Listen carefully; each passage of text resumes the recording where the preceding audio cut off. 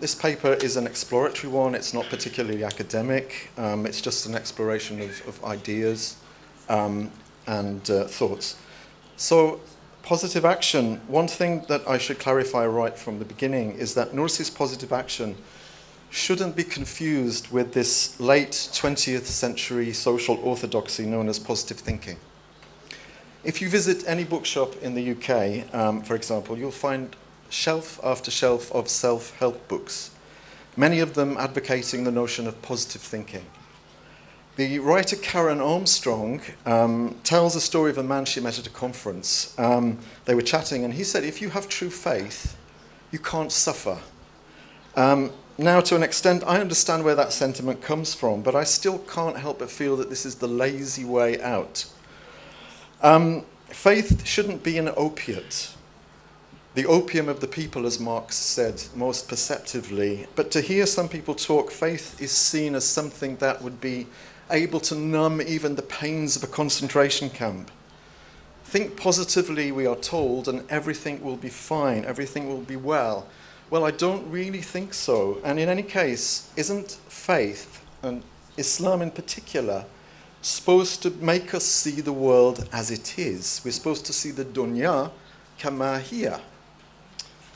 Now, this positive thinking message becomes particularly toxic when it's used by governments as an anesthetic, the anesthesia of positivity, alongside all of the other forms of social control employed to keep the people in a state of drugged insensibility to what is really going on in the world out there. But in our global world, which can be accessed at the press of a social media button, we can no longer afford to ignore the voices of the oppressed, or, as Karen Armstrong puts it, to edit out the misery in people's lives.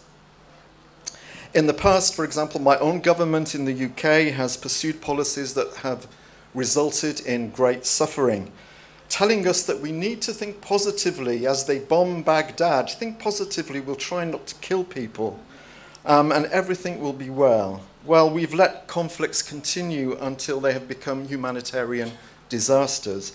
And of course, today in Western Europe, we are reaping the reward of our heedlessness as the pain that we've tended to ignore in so many parts of the world has turned into this murderous rage.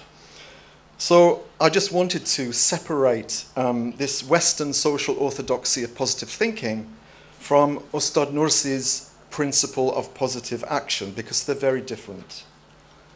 So what does it mean to say that an action is positive? Well, if we consider the conceptual framework within which this term has evolved, and my framework here is the Risale-i-Nur, it is a framework of worshipfulness, or ubudiyya.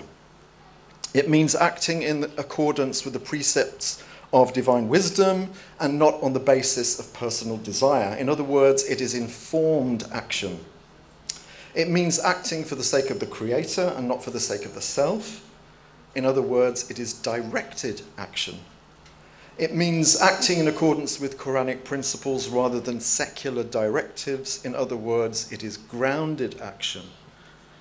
So, positive action means acting in a way that's informed by divine wisdom, grounded in the principles of the Quran, and directed towards deepening our sense of communion with the Creator. Now, nothing is done for His sake, actually. It's all done for our own sake, because He needs nothing from us.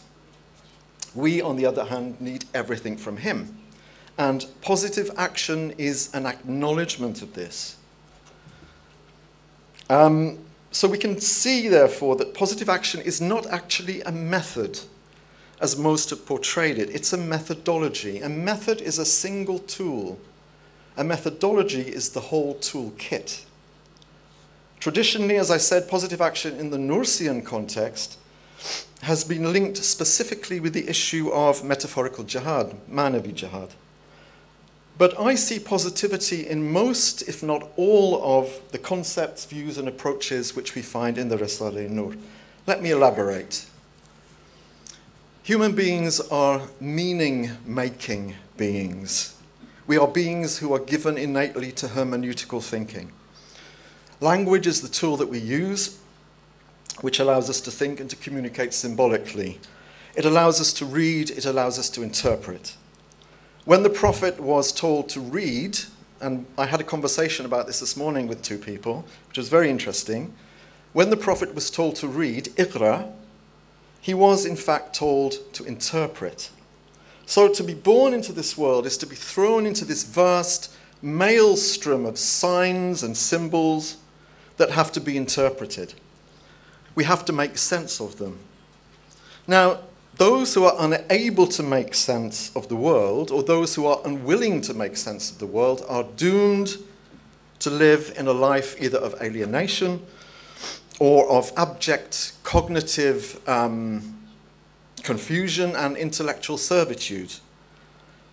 How do we escape that fate? Well, that depends on whether we are able to think ontologically, which is what the very first revelation to the Prophet ﷺ was about. Now, for the vast majority of people on earth, ontological thinking is not something that is deemed worthy of consideration, at least not to any great degree. If there is existential angst in people, it's usually a juvenile phase. It's something that happens in your teenage years. And as children grow up, the questions that children ask are usually either ignored or subverted. Mothers and fathers all the time can be heard telling their children, stop asking so many questions. I hear this all the time, in supermarkets especially.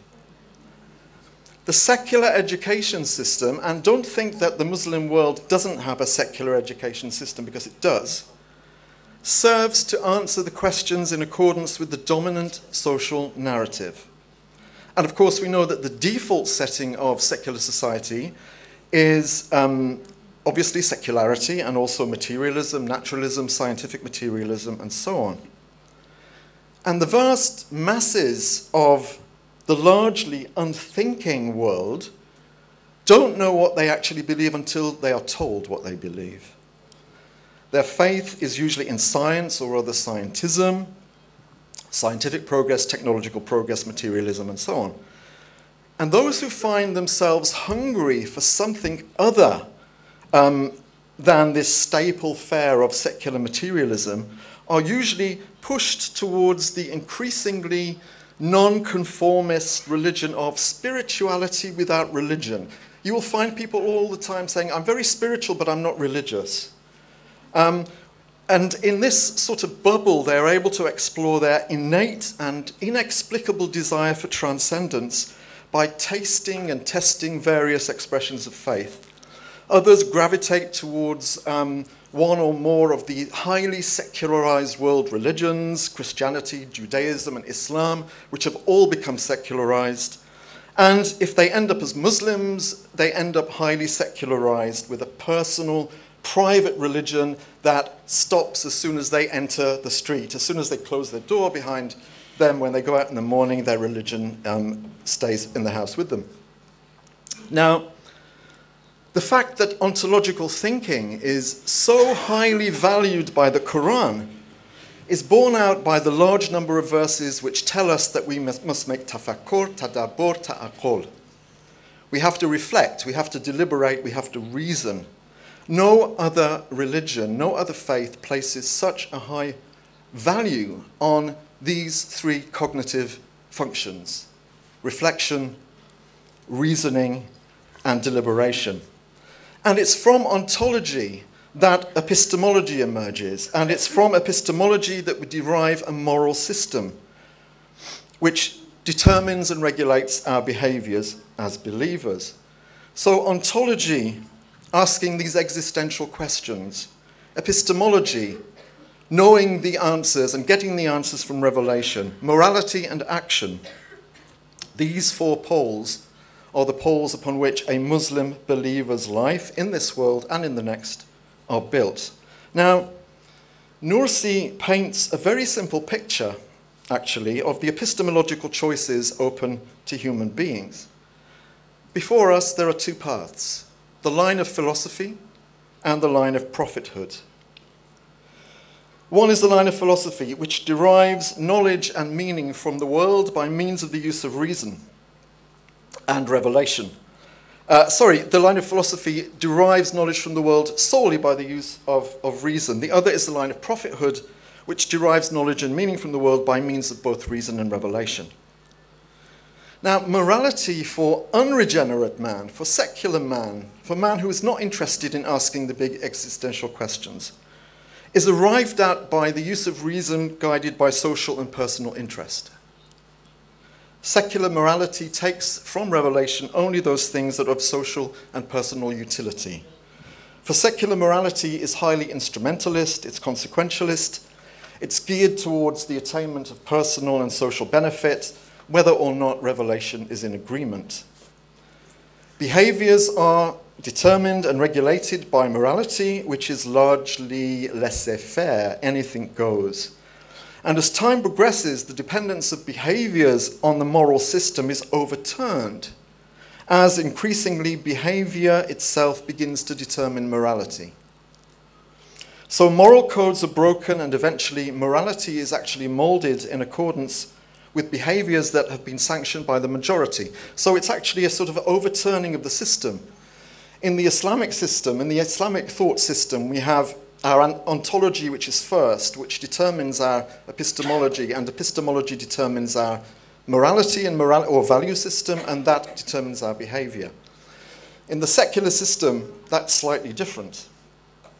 And we've reached the point now in the secular world, in the secular milieu, where behavior is actually determining values. And one pertinent example, of course, is the issue of homosexual acts between consenting adults. Another is same-sex marriage. And it's arguably a sign of the breakdown of morality when behaviors, instead of being determined by the value system, actually act as determinants of the value system. Now, it's clear that the secular view is predicated on negativity. This is where the notion of positive action as a infrastructure, if you will, as a methodology comes into play. Unregenerate secular system is predicated on negativity. You only have to look at the ontological basis of modernity to understand this. And of course, it is modernity which Nursi was writing about. The whole of the Risale-i Nur is a reaction to the encroachment of rapacious modernity. Modernity is the realm of Adam, or non-existence. Nursi talks with great insight about the drivers of unbelief. One is Adam Qabul, or the non-existence of acceptance. And this describes the vast majority of those who describe themselves as unbelievers. Their unbelief inheres simply in their failure to accept. Adam Qabul. Most fail to accept because, to use a ubiquitous justification, I've never really given it much thought.